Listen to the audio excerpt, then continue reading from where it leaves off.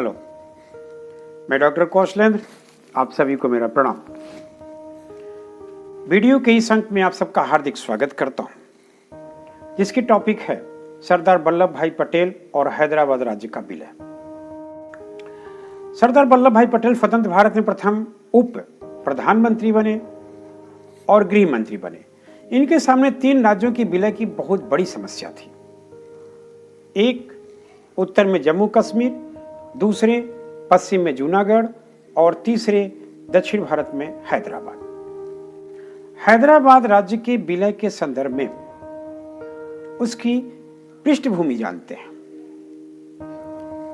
स्वयं पटेल जी के, सरदार वल्लभ भाई पटेल जी के सचिव बीपी मेनन की पुस्तक से। बीपी मेनन ने एक किताब लिखी है जिसका नाम है the story of the integration of the Indian states. इस पुस्तक के हवाले से यह पता चलता है कि हैदराबाद में 85% हिंदू रहते थे, 11% मुसलमान थे और 4% मात्र जैन रहते थे। इस प्रकार से पूरे 100% में मुसलमान जो 11% पर थे वो सर्वोच्च पदों पर आसीन थे। यानी हिंदू बहुलतायत एक आबादी वाले हैदराबाद में मुस्लिम नवाब था। उस समय निजाम शाही वंश के 7वें निजाम मीर उस्मान अली खान वहां के निजाम थे। पूरे हैदराबाद की जो क्षेत्रफल थी वो 82,694 वर्ग मील था। हैदराबाद में लगभग 3 भाषाई लोग रहते थे, जिसमें सबसे ज्यादा आधुनिक तेलंगाना के तेलुगु भाषा बोलने वाले 8 जिले थे। उसी तरह से महाराष्ट्र के मराठी भाषा बोलने वाले 5 जिले थे और कन्नड़ भाषा बोलने वाले कर्नाटक के 3 जिले थे। तो 8, 5, 13 और 3, 16 जिले थे, जिसमें लोग तेलुगु, मराठी और कन्नड़ भाषा भी जानते थे, बोलते थे। ये थी एक तरह से हैदराबाद की पृष्ठभूमि। हैदराबाद के निजाम मीर उस्मान अली खान ने 12 जून 1947 को ही ये घोषणा कर दिया कि हैदराबाद का विलय न तो पाकिस्तान के साथ होगा न तो भारत के साथ होगा, ये स्वतंत्र राज्य बनेगा। ये बात है 12 जून 1947 की। 15 अगस्त 1947 और 12 जून के बीच के जो समय है उसमें सरदार वल्लभ भाई पटेल ने निजाम से कई वार्ताएं की और उन्होंने भारत में विलय करने के लिए हैदराबाद का निजाम से अपील भी किया, मगर सरदार पटेल की अपील को निजाम ने ठुकरा दिया। यही नहीं, जब 15 अगस्त 1947 को देश आजाद हुआ तो हैदराबाद के निजाम मीर उस्मान अली खान ने हैदराबाद की भी स्वतंत्रता घोषित कर दी। इससे सरदार वल्लभ भाई पटेल बेहद स्तब्ध रह गए। वो उस समय स्वतंत्र भारत के प्रथम गवर्नर जनरल लॉर्ड माउंटबेटन के पास गए। लॉर्ड माउंटबेटन पूरी स्थिति के अध्ययन के बाद सिर्फ एक ही निष्कर्ष पर पहुंचे कि हैदराबाद के साथ सभी कूटनीतिक संबंध बनाइए, लेकिन बल का प्रयोग नहीं करेंगे। ऐसे में सरदार वल्लभ भाई पटेल भारत के प्रधानमंत्री जवाहरलाल नेहरू के पास गए। पंडित जवाहरलाल नेहरू भी गवर्नर जनरल लॉर्ड माउंटबेटन के बात से सहमत थे, अर्थात वो भी नहीं चाहते थे कि हैदराबाद में बल प्रयोग हो। ऐसे में सरदार वल्लभ भाई पटेल अकेले पड़ गए।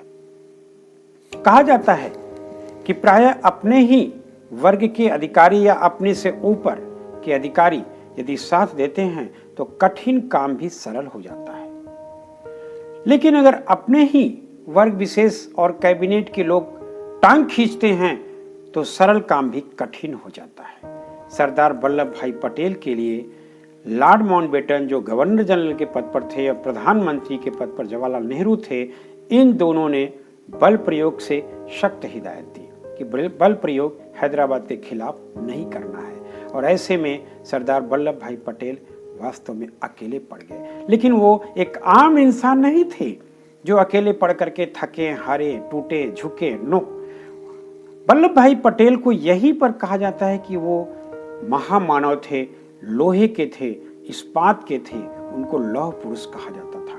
विपरीत परिस्थितियों में उनकी सारी ज्ञानेंद्रियां बहुत तेज काम करती थी। वो अंदर से जो ठान लेते थे, जो मान लेते थे, उसको धरातल पर उतारते ही थे। और इसी समय वो गुस्से में ये बात कहे गए कि हैदराबाद पूरे भारत में, भारत के पेट में नासूर है, कैंसर है और इसका इलाज सर्जरी के बिना संभव नहीं। ये वल्लभ भाई पटेल जी के वक्तव्य हैदराबाद के संदर्भ में तब थे जब हैदराबाद अपनी स्वतंत्रता घोषित कर दी।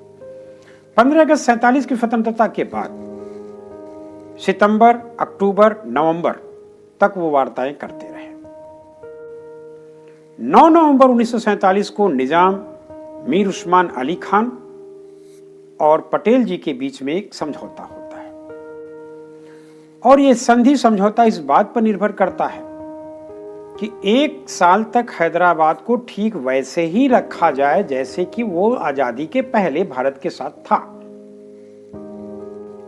उस पर पटेल जी ने केवल एक बात अपनी तरफ से रखी कि हैदराबाद की रक्षा विभाग, हैदराबाद की संचार विभाग और हैदराबाद की विदेश विभाग की जिम्मेदारी भारत सरकार लेगी।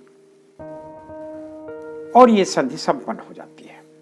इसमें एक लाइन और भी जोड़ी गई थी कि फरवरी 1948 तक भारत सरकार हैदराबाद से अपनी सेनाएं वापस बुला लेंगे। सब कुछ सहमति के साथ संधि होता है 9 नवंबर 1947।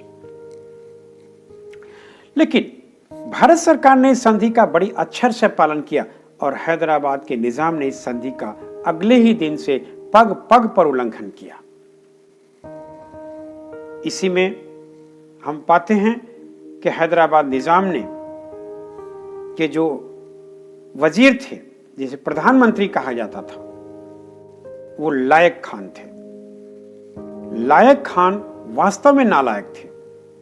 इन्होंने संधि के बाद ही ये घोषणा कर दी कि हैदराबाद का पाकिस्तान के साथ विलय होगा। अब कितनी दिलचस्प बात है कि एक तरफ निजाम 12 जून 1947 को यह कह रहा है कि हैदराबाद भारत और पाकिस्तान में किसी के साथ विलय नहीं चाहता। वही 9 नवंबर 1947 के संधि के बाद उनके वजीर ने घोषणा कर दी कि हैदराबाद पाकिस्तान के साथ विलय चाहता है। इस संधि का उल्लंघन इस स्तर पर हुआ कि 1939 में जो भारत सरकार और रियासतों के बीच सैनिक संबंधी समझौते थे, उसका भी पालन नहीं किया गया और हैदराबाद में पाकिस्तान के दखल बढ़ गए, रुचि बढ़ गया। लेकिन ये रुचि पाकिस्तान से कहीं ज्यादा हैदराबाद का पाकिस्तान की ओर था। हैदराबाद में पाकिस्तानी सैनिकों का नियुक्ति शुरू हो गया, बड़ी तेजी से शुरू होता है। इस बात की हवाला कुलदीप नैयर की आत्मकथा बियॉन्ड दी लाइन से पता चलता है कि हैदराबाद के निजाम मीर उस्मान अली खान ने तार भेज करके पाकिस्तान के गवर्नर मोहम्मद अली जिन्ना से संपर्क किया था और उनसे मांग की थी कि क्या भारत के खिलाफ वो हैदराबाद की मदद करेंगे। बदले में मोहम्मद अली जिन्ना का जवाब था कि हम मुट्ठी भर अभिजात वर्ग के लिए पाकिस्तान को खतरे में नहीं डालेंगे। हाँ, इतना जरूर कर सकते हैं कि गोवा में पुर्तगालियों से निजाम की मित्रता करा करके गोवा में एक बंदरगाह बनवा देंगे ताकि समय समय पर पड़ने पर उसकी इस्तेमाल की जा सके। इस बात की उल्लेख कुलदीप नैयर जी ने अपनी आत्मकथा में लिखा है। तो निजाम के द्वारा पाकिस्तान की मदद चाहने की जो कोशिश शुरू हो गई थी, उससे सरदार पटेल को बड़ी आपत्ति थी और होनी भी चाहिए, क्योंकि पाकिस्तान से न तो भौगोलिक सीमा हैदराबाद की मिलती थी और न ही आबादी। ऐसी स्थिति में हैदराबाद का पाकिस्तान की ओर झुकाव सरकारी नीति और भारत की देश हित के लिए बेहद खतरनाक था। निजाम के सेनाध्यक्ष मेजर एडम रूस ने भी इस बात का उल्लेख किया है अपनी पुस्तक में, जिसका नाम है Hyderabad of the seven lobes. इस पुस्तक में यह उल्लेख किया है कि खुद निजाम ने जनरल को हथियार खरीदने के लिए बाहर भेजा था। ये सारी गतिविधियां भारत के विरुद्ध थी, जो सरदार वल्लभ भाई पटेल को कहीं से रास नहीं आ रही थी। निजाम के एक जनरल मीर नवाज जंग ने यहां तक संधि कर लिया विदेशों में जाकर के कि एक ऑस्ट्रेलियाई हथियार विक्रेता को हथियार देने के लिए सहमत कर लिया। हालांकि हैदराबाद के लिए हथियार कहीं से जल्दी मिल नहीं रहा था, क्योंकि इसे किसी देश की मान्यता नहीं थी। फिर भी एक ऑस्ट्रेलियाई हथियार विक्रेता ने सहमति दे दी और जैसे ही भारत सरकार को यह बात पता चला, उसने उड़ानों पर प्रतिबंध लगा दिया। तो एक तरह से देखा जाए कि आजादी के 1 वर्ष तक आते आते हैदराबाद और भारत के संबंध बेहद तनावपूर्ण हो गए। वरना जब देश आजाद हुआ था तब हैदराबाद और भारत के संबंध बड़े मधुर थे। जैसा कि चौधरी साहब ने अपनी पुस्तक में लिखा है कि पाकिस्तान रिलेशंस विद इंडिया में, कि एक समय ऐसा था जब भारत और पाकिस्तान दोनों एक दूसरे के खून के प्यासे थे, उस समय भी हैदराबाद में शांति थी। तो 1 साल में ऐसी कौन सी गतिविधियां हो गई जिसका उल्लेख आपने लिखा है कि निजाम के द्वारा बारंबार हथियार खरीदने की कोशिश करना, पाकिस्तान से संपर्क बनाने की कोशिश करना, संधि का उल्लंघन करना, पटेल जी की बात ना मानना, एक इतना तनावपूर्ण माहौल को जन्म दे दिया, जिसका इलाज पटेल जी ने जैसा कि कहा था कि ये कैंसर है और सर्जरी जरूरी है, इसका इलाज सर्जरी से होता है और वो सर्जरी का नाम है ऑपरेशन पोलो, जिसका उल्लेख हम अगले खंड में करेंगे। तब तक के लिए धन्यवाद, नमस्कार।